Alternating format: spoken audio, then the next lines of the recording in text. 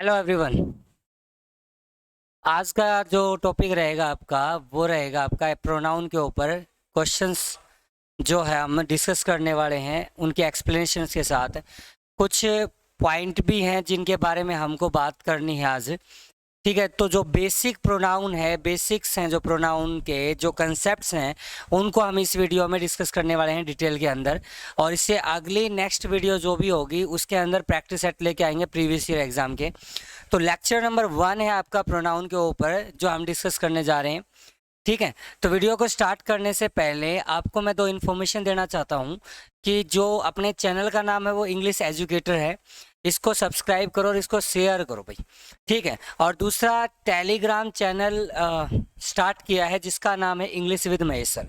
ये जो नाम है इंग्लिश विद महेश सर, ये टेलीग्राम चैनल है, वहाँ पर भी जाके आप जुड़ जाएं, ज्वाइन करें टेलीग्राम चैनल को, ताकि नोटिफिकेशन या जो भी एग्ज़ाम के क्वेश्चंस हैं वो वहाँ पे डायरेक्टली हम क्या डिस्कस कर सकें। ठीक है, तो ठीक है, तो हम वीडियो स्टार्ट कर रहे हैं आज। पहला जो क्वेश्चन है, पहला जो कंसेप्ट है, उस कंसेप्ट के बारे में हम बात करेंगे। I, your brother and you will be partners in the business और नो एरर। ये एग्जाम का क्वेश्चन है। जो हम कंसेप्ट डिस्कस कर रहे हैं वो भी एग्जाम के क्वेश्चन से रिलेटेड ही करेंगे, कोई बुक का क्वेश्चन नहीं करवाया जाएगा। जो भी एग्जाम में है, चाहे वो HSSC है और चाहे वो SSC है, हर एग्जाम का ही क्वेश्चन रहेगा आपकी वीडियो में, कोई बुक का कोई क्वेश्चन नहीं रहेगा, ये बात ध्यान रखना। ठीक है, उनके ऊपर कंसेप्ट क्या है वो चीज़ें हम डिस्कस करेंगे। तो पहला जो क्वेश्चन है आपके सामने वो है आई, योर ब्रदर एंड यू। अब सबसे पहले आप देखो ध्यान से, आई, योर ब्रदर एंड यू। आई और वी आपका फर्स्ट पर्सन होता है। क्या होता है? First person. ऐसे ही यू आपका सेकंड पर्सन होता है। कौन सा पर्सन होता है? Second person. और ही, सी, इट, दे या कोई भी नाउन आपके थर्ड पर्सन होते हैं। कौन से पर्सन होते हैं? There are 3 types of person. 3 type के पर्सन होते हैं। फर्स्ट पर्सन होता है आई, वी, सेकंड पर्सन होता है यू, और थर्ड पर्सन क्या होता है आपका? ही, सी, इट या कोई भी नाउन मतलब नाम, यानी नाम किसी भी चीज़ का हो सकता है, किसी भी पर्सन का हो सकता है, किसी भी चीज़ का होता है, किसी भी प्लेस का नाम हो सकता है। तो उस नाम को ही नाउन बोला जाता है। और जब भी as a subject, a option में आप ध्यान से देखेंगे तो सब्जेक्ट के पॉइंट ऑफ व्यू से अगर डिफरेंट काइंड ऑफ पर्सन इकट्ठे यूज होते हैं, सब्जेक्ट की जगह पे अगर अलग अलग टाइप के पर्सन यूज होते हैं, तो वहां पर उनका ऑर्डर क्या रहेगा, उनकी सीक्वेंस क्या रहेगी। कि क्या लगता है कि पहले नंबर पे हमेशा फर्स्ट पर्सन ही आएगा? Clear point. तो ऐसा कुछ नहीं है, वहां पर आपके ऑर्डर यूज किए जा सकते हैं। कितने टाइप के ऑर्डर यूज किए जा सकते हैं? 2 टाइप के ऑर्डर यूज किए जा सकते हैं। पहला ऑर्डर होता है 2 3 1 और दूसरा ऑर्डर होता है 1 2 3। मतलब सिंपल है, जैसे कि इस सेंटेंस में आई फॉर फर्स्ट पर्सन है, ध्यान से समझना, आई फर्स्ट पर्सन है। योर ब्रदर एक नाम है, तुम्हारा भाई है, राम है, सीता, गीता, योर ब्रदर, ये थर्ड पर्सन में काउंट होता है। और यू आपका सेकंड पर्सन में काउंट होता है। तो आपकी जो सीक्वेंस है, इनका जो ऑर्डर है वो गलत है। ऑर्डर केवल 2 ही टाइप के होंगे। इंग्लिश में जब भी different kind of person use किए जाएंगे तो वहां पर ऑर्डर केवल 2 ही टाइप से यूज होंगे। या तो होगा 2 3 1 और या होगा 1 2 3। 2 3 1 मतलब पहले सेकंड पर्सन आएगा, फिर थर्ड पर्सन आएगा और फिर फर्स्ट पर्सन आएगा। और 1 2 3 जो होता है वो पहले वन फर्स्ट पर्सन, फिर सेकंड पर्सन और फिर थर्ड पर्सन। अब इनकी भी कुछ प्रॉपर्टीज है भाई, इनको भी आपको ध्यान रखना है कि 2 3 1 कब यूज किया जाएगा या 1 2 3 कब यूज किया जाएगा। उसके हिसाब से मैं आपको बता रहा हूँ। देखो, 2 3 1 यूज करने के लिए आपको 2 कंडीशन फॉलो करनी पड़ेंगी। बेसिक से सिंपल सी 2 कंडीशन फॉलो करनी पड़ेगी। उनमें जो कंडीशन है पहली कंडीशन आप चेक करें। पहली कंडीशन आपकी है कि जितने भी नाउन या प्रोनाउन यूज होंगे वो सारे सिंगुलर यूज होने चाहिए। सिंगुलर नाउन और प्रोनाउन ध्यान से समझना, जो पहली कंडीशन है वहां पर वो सारे के सारे जितने भी नाउन या प्रोनाउन यूज होंगे आपके सीक्वेंस में, चाहे वो सब्जेक्ट के पॉइंट ऑफ व्यू से है और चाहे वो ऑब्जेक्ट के पॉइंट ऑफ व्यू से है, तो पहली कंडीशन आपको चेक करने हैं कि जितने भी नाउन या प्रोनाउन यूज किए गए हैं वो सारे सिंगुलर होने चाहिए। दूसरी कंडीशन इस चीज के लिए आपको चेकआउट करनी पड़ेगी कि आपका जो मैटर है वो प्लीजेंट एक्ट होना चाहिए। जो भी बाद में मैटर दिया गया है वो एक सुखद कार्य होना चाहिए, गुड मैनर में होना चाहिए, अच्छी बात होनी चाहिए, एक अच्छा मैसेज पास होना चाहिए। अगर ये दो कंडीशन कंप्लीट हैं, पूरी हैं, अगर ये दोनों कंडीशन वेरी करती हैं, वेरीफाई होती हैं किसी भी स्टेटमेंट को लेके, तो वहां पर आपको 2 3 1 यानी कि जो पहले वाला स्ट्रक्चर है, पहले वाला सीक्वेंस है, ऑर्डर है, उसको यूज करना पड़ेगा। लेकिन अगर इनमें से कोई इधर one condition is not fulfilled then we use only 1 2 3।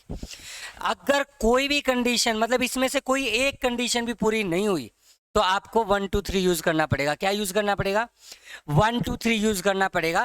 तो यहां पर आप चेक करो कि आई सिंगुलर ही माना जाता है, वर्ब के अकॉर्डिंग प्लूरल होता है, लेकिन है एक इंडिविजुअल। ठीक है, योर ब्रदर सिंगुलर वर्ड है। अब योर ब्रदर से आपको पता चला यू तो सिंगुलर या प्लूरल दोनों होते हैं, लेकिन योर ब्रदर ये तो एक ही आदमी है, एक ही आदमी है। तो हमेशा ऐसे स्टेटमेंट में या तो तीनों के तीनों प्लूरल रहेंगे या तीनों के तीनों सिंगुलर रहेंगे। ऐसा कभी नहीं होगा कि दो प्लूरल हो और एक सिंगुलर हो, कभी भी ऐसा नहीं होगा कि दो प्लूरल है और एक सिंगुलर है। तो ऐसा है कि तीनों के तीनों या तो सिंगुलर होने हैं या फिर प्लूरल होने हैं। क्लियर पॉइंट, समझ में बात? तो इस बिहाफ पे हमको लगता है ये तीनों के तीनों सिंगुलर है, तो पहली कंडीशन अपनी कंप्लीट है कि नहीं है? समझना, पहली कंडीशन अपनी कंप्लीट हुई कि नहीं हुई? जो पहली कंडीशन है, फर्स्ट कंडीशन कि सिंगुलर नाउन या प्रोनाउन, वो बिल्कुल कंप्लीट हो रही है। दूसरी कंडीशन ध्यान रखना है, प्लीजेंट एक्ट है, गुड मैनर है, अच्छी बात है कि नहीं। Will be partners in the business, ये कह रहा है कि हम बिजनेस में पार्टनर होंगे, और किसी के बिजनेस में पार्टनर होना बहुत अच्छी बात होती है। कोई बिजनेस स्टार्ट करना और पार्टनरशिप में स्टार्ट करना, एक यूनिटी में काम करना बहुत अच्छी बात होती है। इस वजह से आपकी जो सेकंड कंडीशन है ना वो भी फुलफिल हो रही है, दोनों कंडीशन फुलफिल हो रही हैं। उस वजह से यहाँ पर जो स्ट्रक्चर बनेगा वो 2 3 1 का बनने वाला है। किस चीज का बनने वाला है? 2 3 1 का, 2 3 1। और उस बेस पे आपको इसका एरर, इसका आंसर क्या बनेगा समझना। इसका आंसर आपका हो जाएगा 2 means you, 3 means your brother, and 1 means and I। Clear point? यहां पर जो सेंटेंस का एरर है वो आपका ए पार्ट में एरर है। और ए पार्ट में एरर क्या है? ए पार्ट में आपको इसका ऑर्डर सही करके लिखना पड़ेगा। 2 3 1, यू सेकंड पर्सन है, योर ब्रदर आपका थर्ड पर्सन है, और आई आपका फर्स्ट पर्सन। और ये क्यों किया गया एक बार फिर मैं रिवाइज करवा रहा हूं। ऐसे क्वेश्चन बहुत आते हैं आपके एचएसएससी या फिर एसएससी के एग्जाम में, जो +2 लेवल का एग्जाम होता है, बहुत बार क्वेश्चन पूछे जाते हैं। अगर ये दोनों चीजें, मतलब 2 या 3 जितने भी नाउन या प्रोनाउन यूज किए गए हैं सारे सिंगुलर और प्लीजेंट एक्ट होगा, तो आपका 2 3 1 यूज होगा। और अगर इनमें से कोई एक कंडीशन फुलफिल नहीं होती है तो उस टाइम पे आपका 1 2 3 यूज होगा। ये चीज का आपको ध्यान रखना है, ठीक है। इसी बात पे ये क्वेश्चन हो गया। तो अगला क्वेश्चन जो है, अगला जो क्वेश्चन है उसके ऊपर चलते हैं हम। ही, आई, सी एंड दे, सेम प्रोसीजर है। He, I, she and they cook the food. He, I, she and they, जल्दी से आप इसका आंसर बताना है। He, I, she and they cook the food, या नो एरर। तो इस पॉइंट पे आप ध्यान दो, यहां पर 1 2 3 4 नाउन या प्रोनाउन दे रखे हैं। क्या दे रखे हैं? 4 प्रोनाउन दे रखे हैं। और आपको इसके सीक्वेंस बतानी है, क्योंकि इसके अंदर आपका फर्स्ट पर्सन भी दे रखा है। कौन सा पर्सन दे रखा है? First person. और जैसे पिछले क्वेश्चन में हमने, जैसे कि पिछले क्वेश्चन में हमने कहा था, या तो 2 3 1 या 1 2 3, दो टाइप के ऑर्डर यूज होते हैं, या तो 2 3 1 यूज होता है या फिर 1 2 3 यूज होता है। तो उस भी यहाँ पे आपको देखना है। देखो यहाँ पे ही भी थर्ड पर्सन है, सी भी थर्ड पर्सन है और दे भी थर्ड पर्सन है, लेकिन ये फर्स्ट पर्सन है। मतलब यहाँ पर सेकंड पर्सन गायब कर रखा है, सेकंड पर्सन गायब कर रखा है। तो आपके ऑर्डर रहता है या तो 3 1 आना है या 1 3 आना है। अब इस ऑर्डर के लिए दो कंडीशन बताई थी। पहली कंडीशन क्या बताई थी कि ये सारे सिंगुलर होने चाहिए। क्या ये सारे सिंगुलर हैं? क्या ये सारे सिंगुलर हैं? बिल्कुल नहीं है सिंगुलर, क्योंकि दे भी दे रखा है और सिंगुलर नहीं है, पहली कंडीशन ही पूरी नहीं है।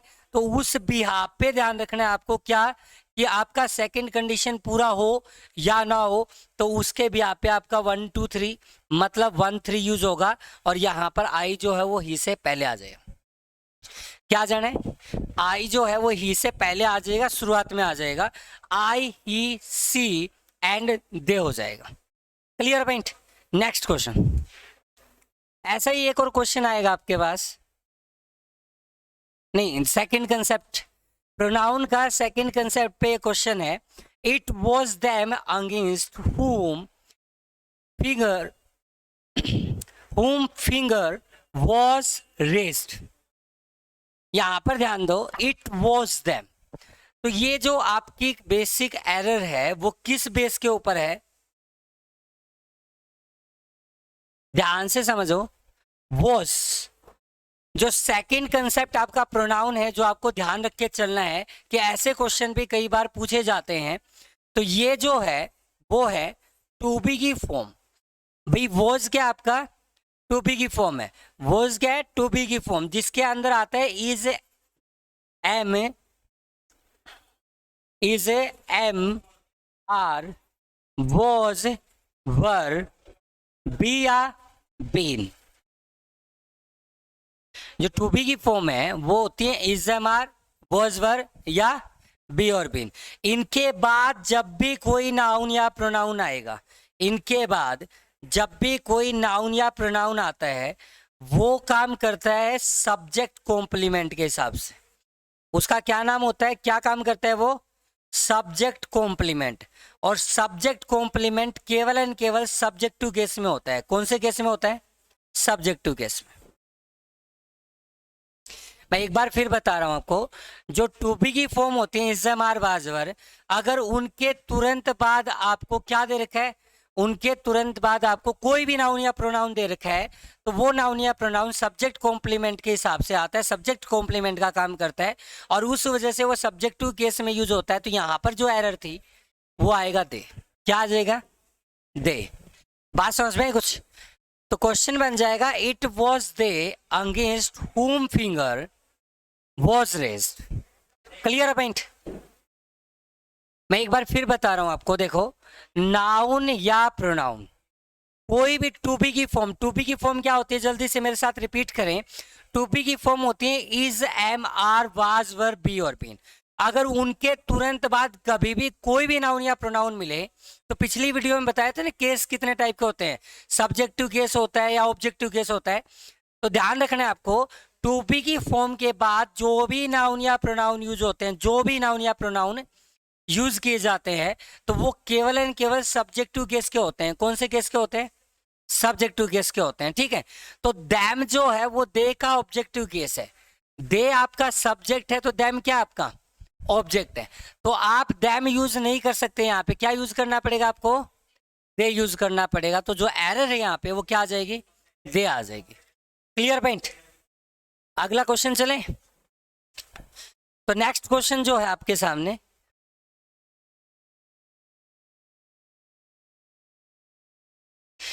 नेक्स्ट क्वेश्चन देखो आप, you are more beautiful then her. आपके इस चैनल पे पिछली 3 वीडियो कंपैरिजन पे आ चुके हैं, तो कंपैरिजन के हिसाब से मैंने बताया आपको, ये क्वेश्चन भी प्रोनाउन के बेसिस पे कई बार पूछा जाता है। इस क्वेश्चन में भी मतलब ये इंपॉर्टेंट क्वेश्चन है आपका। तो इस क्वेश्चन में जो एरर रहेगी वो क्या रहेगी? ध्यान से समझ लो। You are more beautiful then her, you are more beautiful then her. तो क्या गलती रहेगी? जैसे पिछली वीडियो में आपने देखा होगा, तो मैंने वहां पे डिस्कस कर रखा है डिटेल में कि मोर ब्यूटीफुल का मतलब है कि आप कंपेयर कर रहे हैं, मोर ब्यूटीफुल देन से आपने क्या किया, कंपेयर किया। देन आपका कंपैरेटिव कंजक्शन है, मोर ब्यूटीफुल देन से मतलब यह है कि आपने कंपैरिजन किया, लेकिन कंपैरिजन किसका हो रहा है, यू का हो रहा है, और यू आपका क्या है, सब्जेक्ट। और एक सब्जेक्ट का कंपैरिजन केवल एंड केवल सब्जेक्ट के साथ हो सकता है। किसके साथ हो सकता है, सब्जेक्ट के साथ। लेकिन यहां पर हर आपका क्या दे रखा है, ऑब्जेक्ट दे रखा है। अब एक सब्जेक्ट का कंपैरिजन मैं ऑब्जेक्ट से बिल्कुल भी नहीं कर सकता। अभी ध्यान रखो, एक सब्जेक्ट का कंपैरिजन हम ऑब्जेक्ट से बिल्कुल नहीं कर सकते हैं। तो सब्जेक्ट का कंपैरिजन करने के लिए आपको सब्जेक्ट ही चाहिए होता है, और हर का सब्जेक्ट टू केस क्या होता है, क्या होता है, जल्दी बताओ, सी। क्या होता है, सी। बिल्कुल सही जवाब कि यहाँ पे आपका सब्जेक्ट टू केस सी का यूज कर दिया जाएगा। नेक्स्ट क्वेश्चन, अगला क्वेश्चन देखो।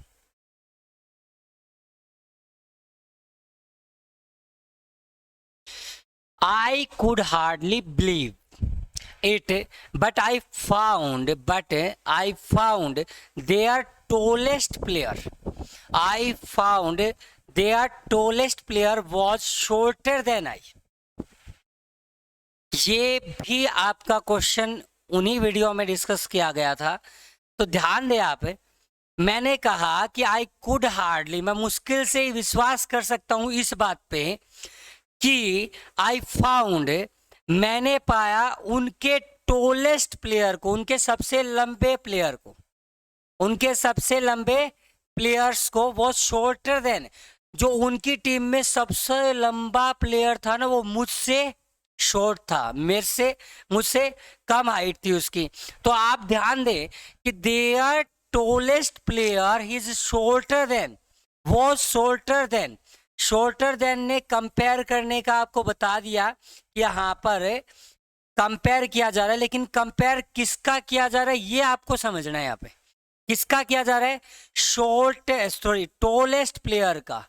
टोलेस्ट प्लेयर का किससे किया जा रहा है, आई से किया जा रहा है। किससे किया जा रहा है, आई से। तो आई तो मतलब सब्जेक्ट टू केस, आई तो सब्जेक्ट होता है जी, ये सबको पता है कि आई क्या होता है आपका, सब्जेक्ट। लेकिन टोलेस्ट प्लेयर इस सेंटेंस में किस चीज का काम कर रहा है ये आपको समझना है। आई फाउंड देयर टोलेस्ट, आई आपका क्या है यहाँ पर है, सब्जेक्ट है। फाउंड क्या है इधर, फाउंड बिल्कुल सही वर्ब है। और देयर टोलेस्ट प्लेयर क्या है यहाँ पर, ऑब्जेक्ट है। क्या है यहाँ पर है, ऑब्जेक्ट है। तो इस सेंटेंस को अगर देखो आप तो देयर टोलेस्ट प्लेयर मतलब उनका सबसे लंबा, तो देयर टोलेस्ट प्लेयर। आप टोलेस्ट प्लेयर ऑब्जेक्ट का काम कर रहे हैं और आई आपका सब्जेक्ट है। तो क्या लगता है कि आप एक ऑब्जेक्ट का कंपैरिजन सब्जेक्ट से कर पाएंगे, क्या ऑब्जेक्ट का कंपैरिजन सब्जेक्ट से हो जाएगा, बिल्कुल नहीं होगा। सही जवाब, ऑब्जेक्ट का कंपैरिजन ऑब्जेक्ट से ही किया जाएगा। तो ऑब्जेक्ट क्या होगा आई का, ऑब्जेक्टिव केस क्या होगा आई का, मी। क्या होगा आई का, मी होगा। तो यहां पर जो सेंटेंस में एरर थी वो देन के बाद मी आएगा। जैसे कि पिछली वीडियो में बताया था कि सभी बुकों में केवल एंड केवल ये लिख रखा है कि देन के बाद जो भी नाउन या प्रोनाउन आता है वो सब्जेक्ट टू केस में आता है। लेकिन आप ये सेंटेंस देखेंगे तो इस सेंटेंस में केवल एंड केवल ऑब्जेक्टिव केस आएगा। Clear point. और ये सेंटेंस जो है आपका HSSC हरियाणा पुलिस में आ चुका है, और ये सेंटेंस आपका MTS के एग्जाम में भी आ चुका है। तो ध्यान से कर लो इस चीज को, इस कंसेप्ट को क्लियर करना है तो इस चैनल पे पिछली 3 वीडियो आपको चेक करनी पड़ेंगी, डिटेल में पढ़ना पड़ेगा कंपैरिजन क्या होता है, तो आपको बिल्कुल क्लियर कट पता चल जाएगा कि ऑब्जेक्टिव केस आएगा। नेक्स्ट क्वेश्चन चलते हैं प्लीज। अगला क्वेश्चन वही कंपैरिजन बेस पे है। देखो प्रोनाउन और एडजेक्टिव में कंपैरिजन बेसिस पे बहुत सारे क्वेश्चन पूछे जाते हैं। ठीक है, जो भी आपका प्रोनाउन में क्वेश्चन होता है ज्यादातर रिलेटिव प्रोनाउन की स्पेशल 1 घंटे की क्लास रहेगी। ठीक है, जब भी मुझे मौका मिलेगा। लेकिन कंपैरिजन जो मैं आपको करवा चुका हूं उस बेस पे बहुत सारे क्वेश्चन आपके एग्जाम में पूछे जाते हैं। He does not write as fast as me, he does not write as fast as me. Comparison के लिए हम बेसिकली देन का यूज करते हैं। किस चीज का यूज करते हैं? देन का, जिसको आप कंपैरेटिव कंजक्शन बोलते हैं। क्या होता है ये? Comparative conjunction. लेकिन कंपैरिजन के लिए आप एज और सो एज का भी यूज करते हैं, जिनको आप बोलते हैं सिमली। क्या बोलते हैं? सिमली। अलंकार में इसको बोला जाता है उपमा अलंकार। क्या बोला जाता है? उपमा अलंकार।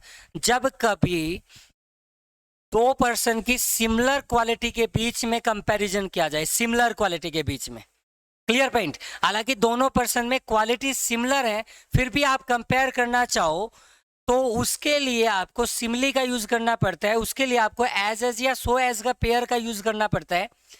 Clear point. तो उस हिसाब से आपको ये चीज ध्यान रखनी है कि देन से भी कंपेयर किया जाता है, कंपैरेटिव कंजक्शन है, एज से भी कंपेयर किया जाता है। तो यहाँ पर एज का कंपेयर किया जाता है। एज से सिमिली क्यों बोलते हैं इनको? क्योंकि इसमें पॉजिटिव डिग्री आएगी हमेशा। एक बात का ध्यान रखना, एज के पेयर के बीच में पॉजिटिव डिग्री इसलिए आती है क्योंकि ये दो पर्सन की सिमिलर क्वालिटी के बीच में कंपेयर करता है। दो पर्सन की सिमिलर क्वालिटी के बीच में कंपेयर करता है, इसलिए दोनों की क्वालिटी सेम होती है। लेकिन इसने नोट लगा के बोला कि उतना अच्छा नहीं लिखता है, it does not write as fast as, उतना तेज नहीं लिखता जितना कि मैं। तो फिर से यहाँ पर कंपैरिजन ही का और मी का किया जा रहा है। किस चीज का किया जा रहा है? ही का और मी का कंपैरिजन किया जा रहा है। बात समझ में आई कुछ? तो ही तो आपका सब्जेक्ट है जी, तो यहां पर ये ऑब्जेक्ट है, तो एरर क्या रहेगी? बिल्कुल सही जवाब है आई। आ जाए, क्या हो जाएगा? आई हो जाएगा। तो यहां तक क्लियर है? इसमें कोई डाउट हो? अगर डाउट हो तो कमेंट कर सकते हो यहाँ पे। अगला क्वेश्चन,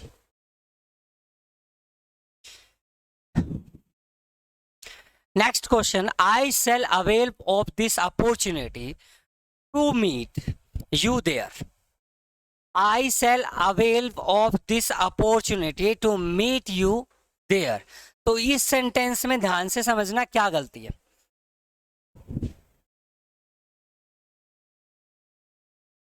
ध्यान से समझो, कुछ वर्ब ऐसी होती हैं अवेल, जैसे कि अवेल वर्ब है, तो कुछ वर्ब ऐसी होती हैं जहां पर आप रिफ्लेक्सिव प्रोनाउन का यूज करते हैं। रिफ्लेक्सिव प्रोनाउन कौन कौन से होते हैं? पहले आप रिफ्लेक्सिव प्रोनाउन के बारे में थोड़ा समझ ले, उसके बाद हम इस क्वेश्चन को क्रैक करेंगे। रिफ्लेक्सिव प्रोनाउन होता है जैसे कि myself, ourself, yourself, himself. Clear point? ऐसे ही their self, sorry themselves, itself, one self.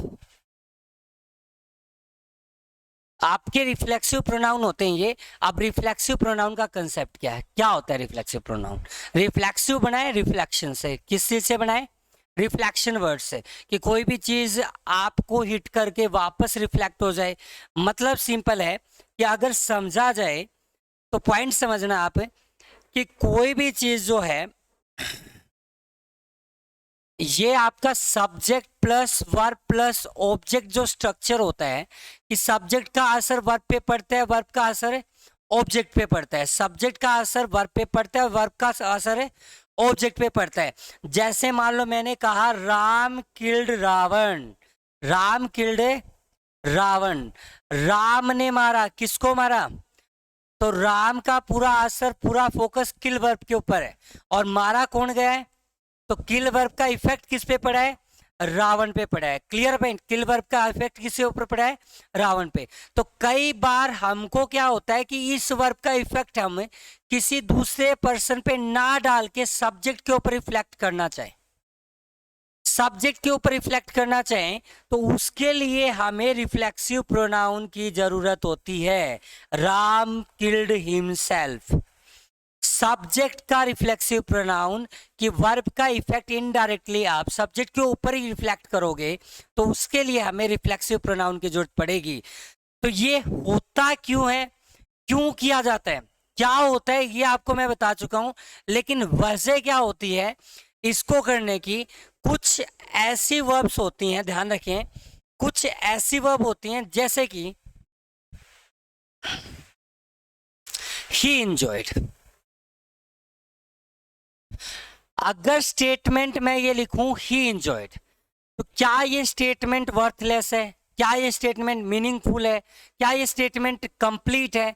इस चीज के लिए ध्यान रखना कि भाई ही ने इंजॉय किया, ही ने इंजॉय किया, लेकिन क्या इंजॉय किया? जब तक आप इसका आंसर नहीं देंगे तब तक ये मीनिंगलेस है। देखो ध्यान रखना कि जब तक इस वर्ब का मीनिंग नहीं आएगा कि भाई उसने इंजॉय किया है, तो लिसनर हमेशा सस्पेंस में रहेगा कि वो इंजॉय कर किस चीज का गया, किस चीज के मजे ले गया वो, यानी इंजॉय किया क्या। तो वो चीज का ध्यान रखना कि कुछ वर्ब ऐसी होती है जिनको नीड होती है आंसर की, लेकिन कुछ वर्ब ऐसी होती है जो अपनी जरूरत के अकॉर्डिंग लगाए जाती हैं।